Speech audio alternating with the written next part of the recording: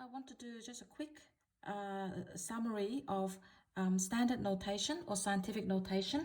So basically how to express a number in scientific notation. Now, scientific notations are usually used in science where you deal with very big numbers or very small numbers, okay? Atoms or distance from the Earth to the Sun, things like that. They're very big or very small numbers. So they're very useful for these numbers. So let's have a look at the rule. The first rule is that to express a number in scientific notation, you can only have one digit, okay, one digit, and that digit has to be non-zero, so between 1 and 9 inclusive. So one digit to the left of your decimal point, and also it has to have a product of a power of 10. So very simple, two rules there. Let's have a look at some numbers and see if they are in scientific notation or not. So if you have 3.0 times 10 to the power 5, 3.0 times 10 to the power 5. Now, to the left of the decimal point, there's one non-zero digit. Okay, so that satisfies that first rule. And it has a product of some power of 10. So 10 to the power 5 in this case. So this is in scientific notation. Now, let's have a look at another one. Say, for example, if you have 72 times 10 to the power of 3. Okay, so it's got that some power of 10 to the power, some power of 10 there. But this thing here has two digits.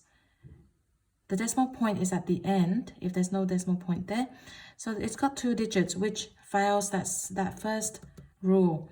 So this is not in scientific notation, okay? So we're not allowed more than one non-zero digit on the left. And also if you have something like 0.5 times 10 to the power of -2. Okay, now again, you've got some sort of powers of 10 there, so that satisfies that second rule. But this first bit here, to the left of the decimal point, there is a 0, which fails that first rule because that digit there before that decimal point has to be between 1 and 9. So that is not in scientific notation either. Okay, so that gives you an idea of scientific notation. Now, let's have a look at a couple of examples of how to express numbers in scientific notation. So I've got some examples here. The first example, we're trying to express the following using scientific notation or standard notation. So 752,000. Now, no decimal points there, so it's at the end. And we need to move that decimal point so that we only have one digit to the left of that decimal point. At the moment, we've got 6. So we need to move 1, 2, 3, 4, 5. 5. So I've moved 5 places. That means it's going to be times 10 to the power of 5. Okay, so that decimal point has been moved to there. So the non-zero digit to the left is that 7. So it'll be 7.52. Now you can add the zeros there if you want. You don't have to. 7.52 times 10 to the power of 5. Right, let's have a look at the second one. 6. So no decimal point again, so that means the decimal point is right there. Now, because 6 is a single digit, it's already satisfied the fact that we need a non-zero digit before that decimal point. So 6, but because we don't have a power of 10 there, that's what we need. So I'll write that as 6 times 10 to the power of 0. 10 to the power of 0 is 1, so 6 times 1 is 6, which is this. All right, so that's now in scientific notation. Let's have a look at the third one. Now, the third one, we're starting with a number that is very small, okay? The number is less than 1. When you start with a number less than 1, you're going to expect a negative power of 10. So you see the first example, the number was much bigger than 1, so we expect a positive power of 10. But now we've got a small number, a number that's less than 1, so it's going to be times 10 to the negative power. Now, we need to move that decimal point to the right all the way to just after that 8. So 1, 2, 3, 4. I have to move it 4 times. So it's going to be times 10 to the negative 4. Okay, negative power because we started with a number that is less than 1. So it's going to be 8.2 times 10 to the power of negative 4. That's in scientific notation. Right, let's move to the fourth one. So this one's got 36 times 10 to the power of 4. So it's got that power of 10 there, but the 36 is not in the correct form because we only can have 1 digit before the decimal. Now the decimal point's right there, so I still have to move that decimal point once to the left. Okay, so that 36 becomes 3.6. Now I've moved it once to the left, so it's going to be times 10 to the 1 for that bit, and then you've got that times 10 to the power of 4. Right, so it'll be 3.6 times 10. Now 10 to the power of 1 times 10 to the power of 4 will be 10 to the power of 5. When we times with the same base, we plus the powers. So 1 plus 4 gives 5. Okay, so that's now in the correct standard notation. Let's have a look at the next one, question number 5. Now, question number 5, 685 times 10 to the power of minus 7. So this bit is almost there, but this bit is not. So let's move the decimal point. So it starts with at the end of 5, and we have to move it once, twice, all the way up to there. So it's going to be 6.85 times, now we moved it twice, so it'll be times 10 to the power of 2.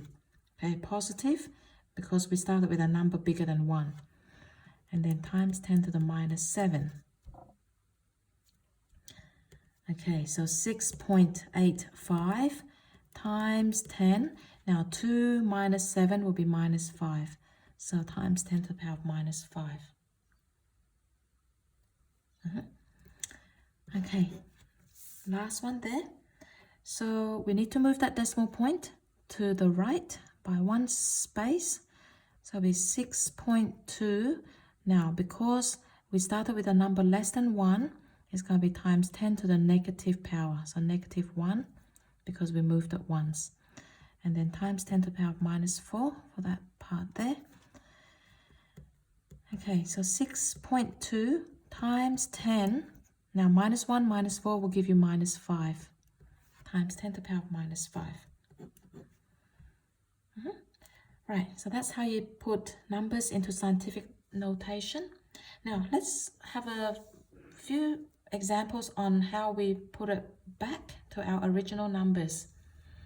So example number 2, we're trying to express these numbers into ordinary numbers. So they're in scientific notation. So times 10 to the power of 7. Okay, so 7.26 times 10 to the power of 7 means 1 with 7 zeros. 1, 2, 3, 4, 5, 6, 7. Okay, 7 zeros. Now, I'm going to use these 7 zeros to move the decimal point to the right because we want to make the numbers bigger. Okay, it's a positive power of 10, so we're going to end with a very big number. So, use 2 of the zeros to shift it twice to the end there. Okay, so these zeros. And so we've got 5 more. So it's going to be 5 zeros. 3, 4, 5. Okay, so 726,000,000. That's our ordinary number. Let's have a look at the next one. So this one there, it's got a negative power of 10. So I'm expecting a number less than 1. So we have to shift it to the left. So I'm going to use one of these powers to shift it once to the left.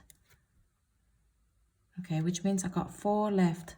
So it'll be 0.1234 and then 10028. Now, if you try and put it back into scientific notation, you should end up with the same power of 10. So I'm just checking my answer.